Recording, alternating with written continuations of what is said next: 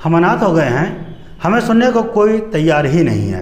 वैसे तो ये सब फिल्म मेकर कश्मीरी पंडित के हैं, लेकिन एक के बाद एक कश्मीरी पंडितों की हत्या से पूरा समुदाय यही कह रहा है। पीएम पैकेज पर घाटी लौटे कश्मीरी पंडितों को चुन चुनकर आतंकवादी निशाना बना रहे हैं। अब देखिए ये हमारी पूरी रिपोर्ट।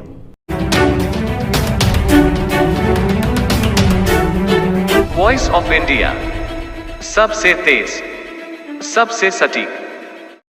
आज फिर कश्मीर के कुलगाम इलाके में एक अध्यापिका रजनी बाला की टेररिस्टों ने हत्या कर दी।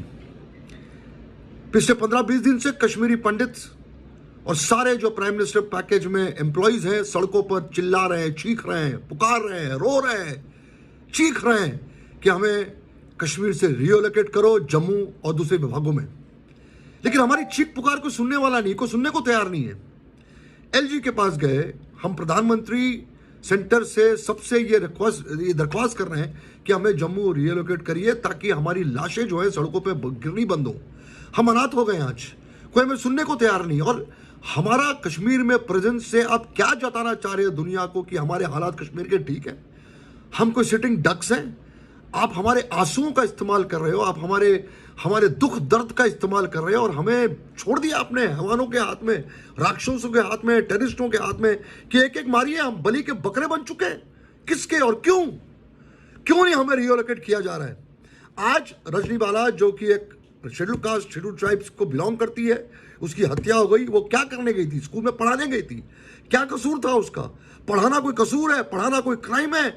पढ़ाना कोई टेररिज्म है? आपने उसको मार दिया और आपने जताया कि यहाँ पर जितने भी हिंदू बसते हैं, रहते हैं, उनकी जानें जो हैं वो खतरे में हैं, वो बच नहीं सकती। आप यहाँ से कश्मीर को खाली करो।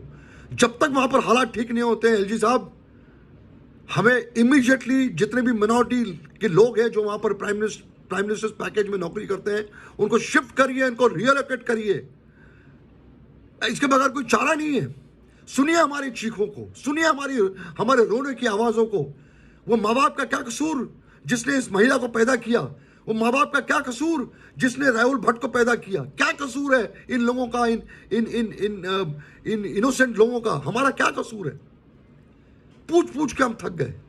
शब्द नहीं है अपने आक्रोश को बयान करने का, अपनी नाराजगी को बयान करने का, अपने दुख को बयान करने का। ये आंसू जो है वो भी खत्म हो चुके हैं। एलजी साहब, सिक्योरिटी आपके आसपास तो है, हमारे पास नहीं है। जय हिंद दर्शकों, मैं उज़ैदुल्लाह और आप देख रहे हैं वॉइस ऑफ इंडिया। आज एक और कश्मीरी पंडित की हत्या कर दी गई है। कुलगाम में अध्यापिका रजनी बाला को आतंकवादियों ने गोली से छलनी कर दिया। देश भर में अलग अलग हिस्सों में रहने वाले पंडितों ने गहरी नाराजगी जताई है। फिल्म मेकर अशोक पंडित ने वीडियो जारी कर अपना गुस्सा और नाराजगी जाहिर की है। उन्होंने कहा कि हम कई दिनों से कश्मीरी पंडित चीख रहे हैं कि हमें कश्मीर से ट्रांसफ़र कर दीजिए, लेकिन हमारी चीख पुकार सुनने वाला कोई नहीं है। उन्होंने कहा कि हम एलजी, प्रधानमंत्री, केंद्र सबसे अपील कर रहे हैं कि हमें जम्मू रिलोकेट कीजिए जिससे हमारी लाशें गिरना बंद हों। दरअसल सरकार कश्मीरी पंडितों की घर वापसी कराना चाहती है।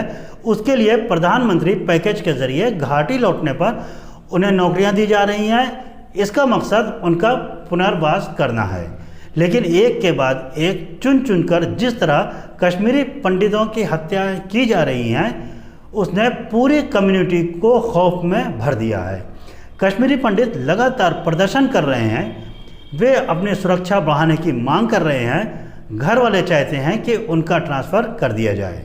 उनका कहना है कि जब जान की सुरक्षा नहीं है तो नौकरी करके क्या करेंगे। दरअसल 1990 में कश्मीर से पलायन के बाद जो लोग पीएम एम्प्लॉयमेंट पैकेज के तहत घाटी लौटे हैं उनकी जान को खतरा बना हुआ है। 11 मई को बड़गाम में आतंकवादियों ने राहुल भट्ट की गोली मारकर हत्या कर दी थी। वो पीएम पैकेज के तहत नौकरी कर रहे थे।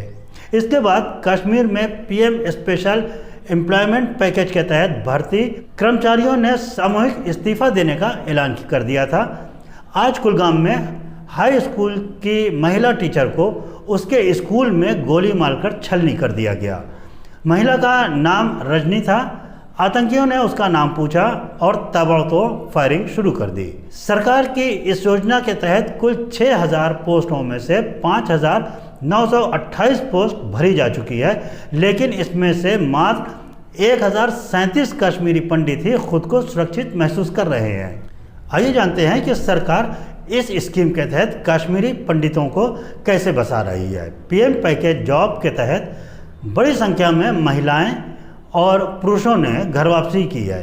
17 मार्च 2021 को गृह मंत्रालय ने बताया था कि आर्टिकल 370 खत्म होने के बाद पलायन किए 520 लोग कश्मीर लौट आए हैं। दरअसल पीएम पैकेज के तहत सरकार कश्मीरी पंडितों को कई तरह की सहूलियतें देती है।